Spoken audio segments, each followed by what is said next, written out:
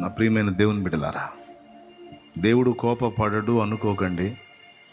దేవుడు గద్దించే దినం ఒకటి ఉంది, శిక్షించే రోజు కూడా ఒక రోజు ఉంది, అందరికీ తీర్పు తీర్చే రోజు ఒక రోజు ఉంది. ఇప్పుడు టైం నీది, ఇప్పుడు సమయం నీకు ఇవ్వబడింది, ఇప్పుడు స్వేచ్ఛ నీకు ఇవ్వబడింది. ఎంతోమంది నీ కళ్ళ ముందు జారిపోయారు. నోరుంది కానీ మౌనం, కళ్ళుంది కానీ చూడరు, మౌనం, అంధకారం. నువ్వు కళ్ళు మూయి, నీకు అర్థమైంది. నీ చుట్టూ ఇంత సంఘం, ఇంతమంది ప్రజలు ఉన్నారు, వేలాది మంది ఉన్నారు.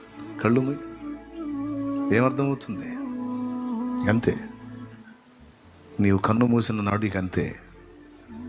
నీ వారు, నీ సమాజం, నువ్వు నా అనుకున్న నీ అంతస్తులు, ఆస్తులు, నీ పేరు, ప్రఖ్యాతులు, గుర్తింపులు, ఘనతలు ఏవి కనపడవు. ఎవ్వరూ నీతో రారు. ఒంటరివి. మర్చిపోవద్దు, కలలు గనవాకు, గాలి మేడలు కట్టుకోవాకు, పేక మేడలా కూలిపోతాయి. వాస్తవాన్ని వాస్తవిక కోణలో చూడటం నేర్చుకో. అధమలోకం మీద పిచ్చి భ్రమలో వ్యామోహాలు పెంచుకోవద్దు.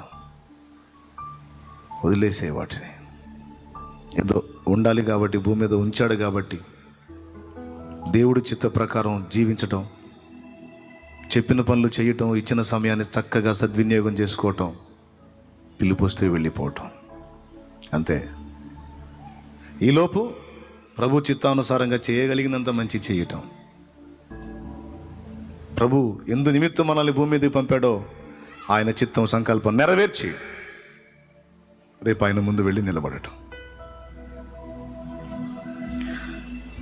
నేను మీకు విరక్తి పుట్టించాలని చెప్పట్లా, వాస్తవం చెప్తున్నా, నిజం చెప్తున్నా. నేను కూడా ఇంతే ఆలోచించుకుంటా. ఒక్కోసారి నా చుట్టూ ఉన్న సమాజాన్ని చూస్తానే అట్లా కళ్ళు మూస్తా. కళ్ళు మూసినప్పుడు నేనేమనుకుంటాను తెలుసా? నేను నిజంగా కన్ను మూస్తే ఇంతే కదా అనుకుంటా. ఈ లోకం ఎంత పెద్ద సువిశాల లోకమైనా దీంతో నాకే సంబంధం ఉండదు కదా, ఇంతే కదా జీవితం. ఇంతోటి భాగ్యానికి ఎందుకు దీని మీద ఇంత ఆరాటం అని ఒక విరక్తి ఎప్పుడో వచ్చింది.